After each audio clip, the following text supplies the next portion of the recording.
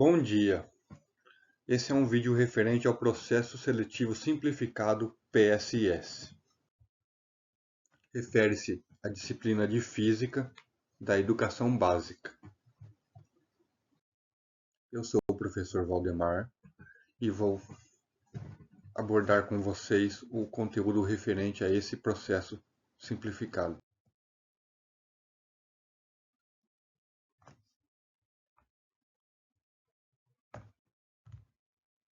Olá! Hoje iremos falar sobre termodinâmica, mais especificamente sobre dilatação linear dos corpos.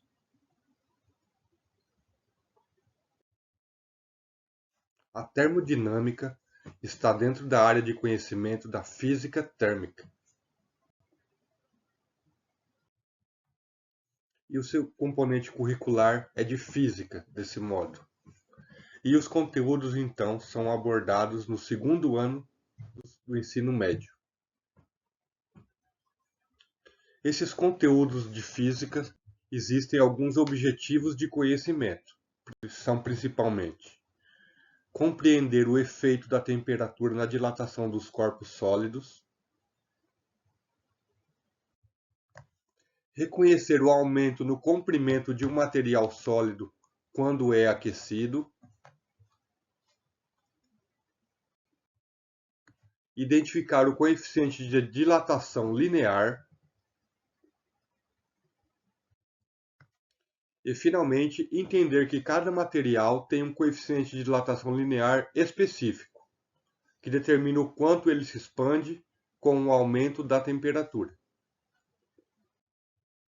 Os conteúdos desse módulo, então, de calorimetria, mais especificamente, então, a dilatação térmica dos sólidos, tem alguns objetivos de aprendizagem, sendo eles: compreender as propriedades térmicas e como pode-se utilizá-las no cotidiano,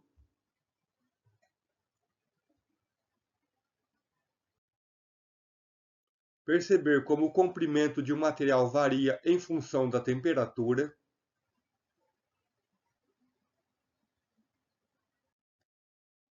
e abarcar a relação entre o coeficiente de dilatação linear, a variação de temperatura e a variação de comprimento de um material.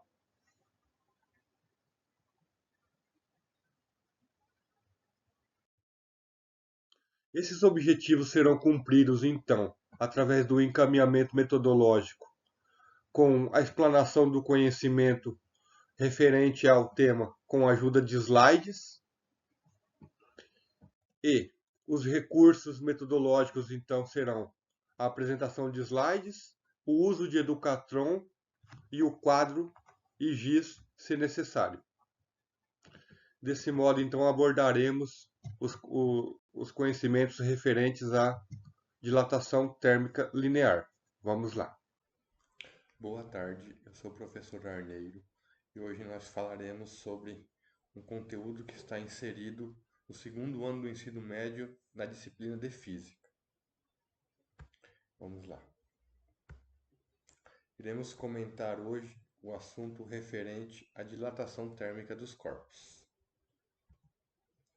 Os corpos, ao receberem calor, podem ter como consequência o aumento de suas dimensões, e esse fenômeno é então conhecido como dilatação térmica. Nós sabemos que esse fenômeno ocorre porque nós sabemos também que a matéria, os corpos, são constituídos por três dimensões, né? Pelo comprimento, pela altura e pela espessura.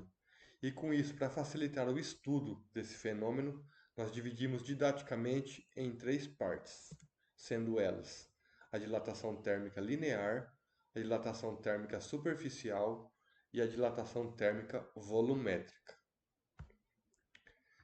Na dilatação térmica linear, nós consideramos apenas o aumento de comprimento, enquanto na dilatação térmica superficial e na dilatação térmica volumétrica nós consideramos o aumento em mais de uma dimensão.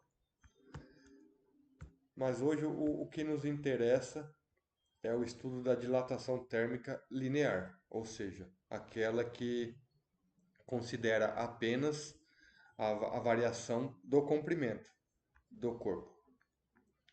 Com isso, então, nós temos que a dilatação térmica linear, ou seja, a variação do comprimento, que pode ser representado por ΔL, que nada mais é do que o tamanho total do corpo menos o seu tamanho inicial.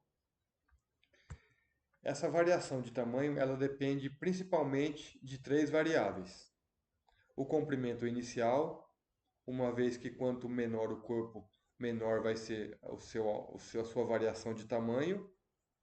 Depende também do coeficiente de dilatação linear, que é que depende da matéria com que esse corpo está constituído e como essa matéria, esse tipo da matéria é capaz de lidar com o calor, e depende também da variação de temperatura.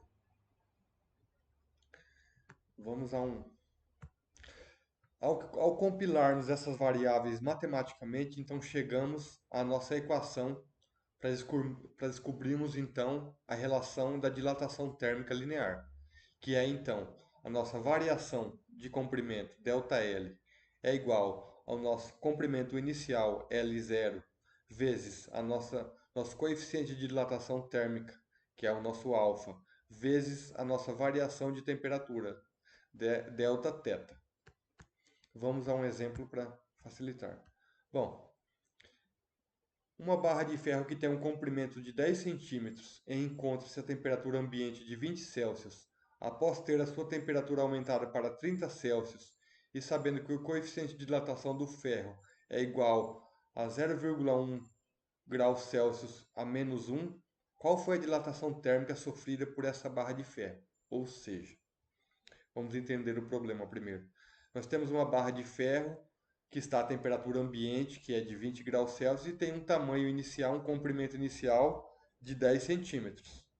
Se aumentarmos a temperatura para 30 centímetros, para 30 graus Celsius, sabendo que o nosso alfa é igual a 0,1 graus Celsius a menos 1, qual será então a nossa dilatação térmica? Ou seja, vamos tirar os dados do nosso problema primeiro.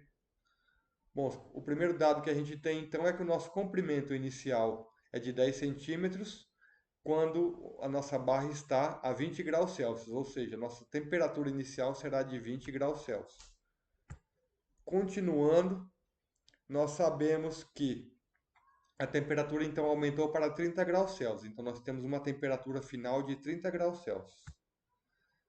Continuando, o problema nos dá que nosso coeficiente de dilatação é igual a 0,1 graus Celsius. Então, nós temos os dados. E, finalmente, então, o problema nos pergunta qual vai ser a nossa variação de comprimento. Ou seja, qual será a nossa dilatação dessa barra de ferro. Bom, agora que nós temos todos os nossos dados, nós podemos aplicar matematicamente na nossa equação.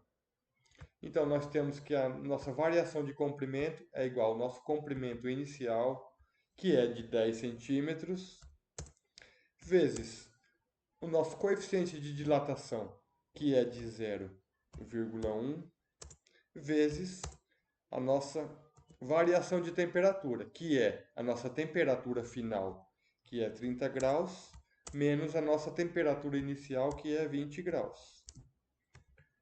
Com isso, nós temos matematicamente montado a nossa equação.